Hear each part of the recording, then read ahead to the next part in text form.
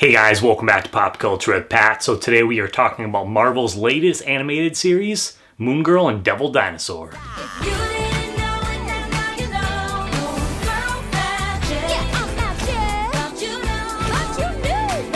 But real quick, if you guys are new to the channel, please do me a favor, hit that subscribe button as well as the bell button next to it. That way you get notifications for all my new videos when I post them. And if you can, give this video a thumbs up. But without further ado, let's go ahead and talk about the show. After 13-year-old super genius Lunella Lafayette accidentally brings a Tyrannosaurus Rex Devil Dinosaur into present-day New York City via a time vortex, they work together to protect the city's Lower East Side from danger. In the first episode of this series, we see Lunella's neighborhood is really struggling right now due to a number of blackouts that are affecting several local businesses, including her family's roller rink.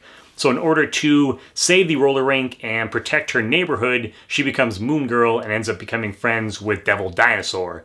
And that is kind of like the basic idea of what this series is about throughout the rest of the several episodes of this first season. And man, I gotta tell you guys that this show, this first season, was such a gem to watch for a number of different reasons, which I'll get into right now. So first off, Moon Girl herself, Lunella Lafayette, voiced by Diamond White, is just such a fun, relatable, easy to root for character that despite her being a super genius, she's still dealing with a lot of things that kids have to go through.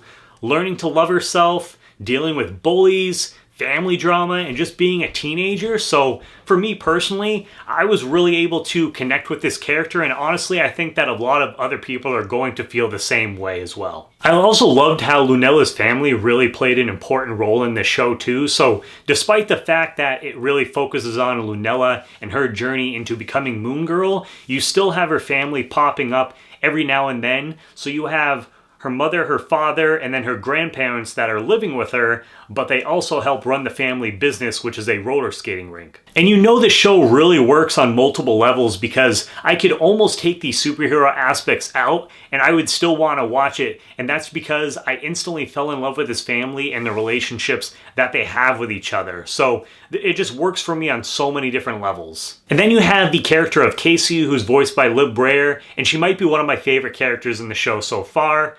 She could have very easily been a one-note bully type of character that interacts with Lunella, but that's not the case at all. They completely flip that around. Casey and Lunella actually end up becoming best friends, and Casey ends up actually becoming the manager for Moon Girl because you find out that she's really good at social media, marketing, and different things like that. So you have these two characters, these two girls that they get into all kinds of different shenanigans throughout this first season, and I just really love the relationship that they developed between those two characters, and I can't wait to see where that goes in the future. And then that finally brings us to Devil Dinosaur, which honestly, the character of Devil Dinosaur, he's almost just like a giant dog that helps Lunella fight the bad guys throughout the community, but he also has just such a great personality about this character, and that's really a hats off to the guy who voiced him, which I apologize if I get your name wrong, but his name is Fred Tatasciore, and he just did such a great job of bringing this character to life because it's a dinosaur, so he's not speaking English or anything like that, so you just have him making these different grunting noises and expressions and things like that, and so I just think they did a really good job of bringing that character to life as well. I also love that the show really has a focus on the community aspect as well, and so that really kind of keeps it grounded for the most part throughout the season one. You have businesses like the roller rink and the sandwich shop, but then there's also a couple that are mentioned in the first episode that they're struggling due to the blackouts. You also have the kids, they go to their school, and then when they go home, they have their two different houses where a lot of scenes take place.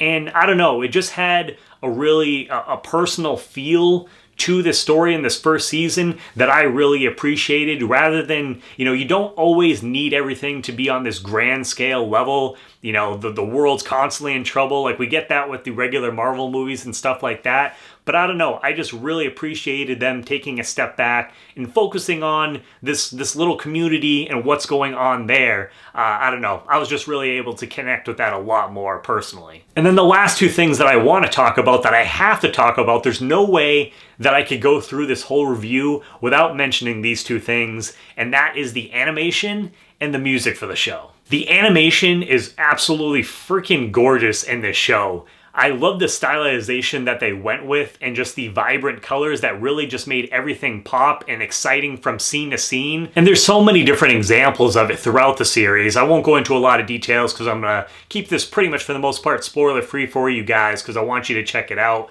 But for example, there's one villain that she ends up fighting has electricity-based powers, and you see the two characters going throughout the city, the villain shooting off the electricity, and you just get all these different colors. And just the way that they did that, whenever really Moon Girl a lot of times will fight different characters, the way that they'll start things off usually by she'll press play on this little cassette player that she has, and just the music, how they incorporate that, and I'll get a little bit more into that in a second.